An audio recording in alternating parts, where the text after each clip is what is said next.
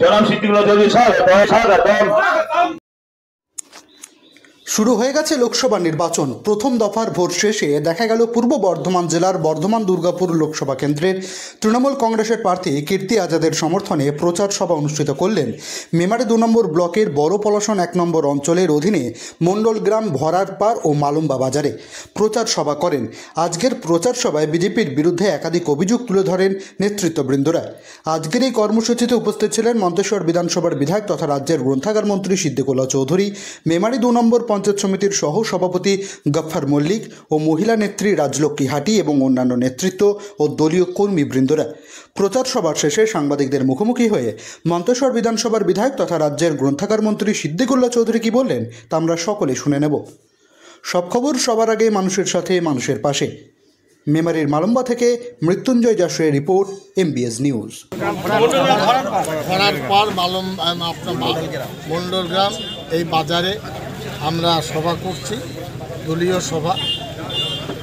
বর্ধমান দুর্গাপুরের প্রার্থী, আমরা সেই প্রার্থীকে সাদরে গ্রহণ করেছি।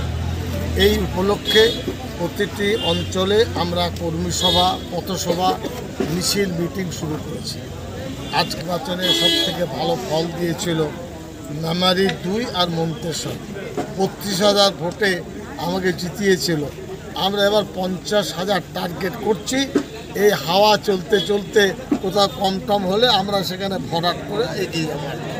আমাদের জিত। তো এই দাঙ্গা লাগানোর পিছনে তিনি অভিযোগ তুলছেন সরাসরি মুখ্যমন্ত্রীর দিকে। তিনি বলছেন যে লোক দিয়ে দাঙ্গা বাঁধানো হয়েছে। কি বলবেন?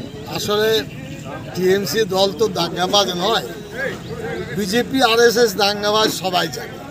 নতুন অভিধান তৈরি করলে বাজারে চলবে না। যে অভিধান মানুষ অভ্যস্ত সেই অভিধান।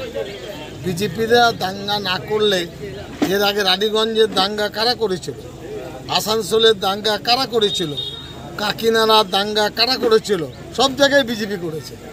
এখন তারা ভালো হতে চাইছেন ভোটের জন্য। কে ভালো কে মন্দ ধরছে না। এদিকে হাওয়া দিচ্ছে, ওইদিকে দিচ্ছে আর একটা ফুটু, ওইদিকে দিচ্ছে আর একটা লিক। অতএব এখানে বিজেপি জিততে পারবে না, এটা 100%।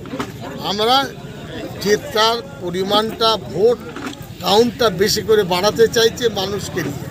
এটা তাদের গাত্র দাও। আর যিনি বলছেন আদৌ তিনি ভোটে জিততে পারবেন?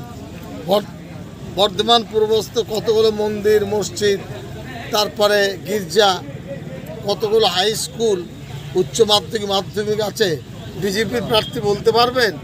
এসব তো আসলে তিনি বাইরে উড়ন্ত পাখি এসেছেন, ভোটের পরে আবার উড়ে উড়ে চলে যাবে। তিনি আরও বলছেন যে এ রাজ্যে দুর্নীতির পরিমাণ এতটাই বেশি যে ইডি সিবিআই লেগেই আছে এবং রাজ্যের শাসক দলের নেতা নেত্রীদের বাড়িতে প্রায়ই হানা দিচ্ছে। ইডি,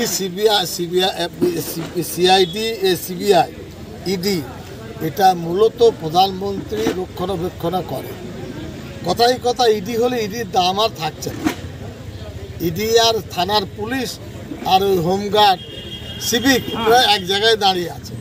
ইডির বিচারপতিরা বলছে ইডি রেজাল্ট দাও, কোনো রেজাল্ট তারা দিতে পারছে না।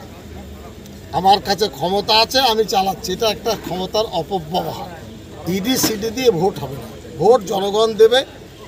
যত পুলিশ আছে সব দেন, জনে জনে একটা করে 9 কোটি পুলিশ দেন, কিচ্ছু হবে। ভোট তো আমার ভোট, আমি দেব।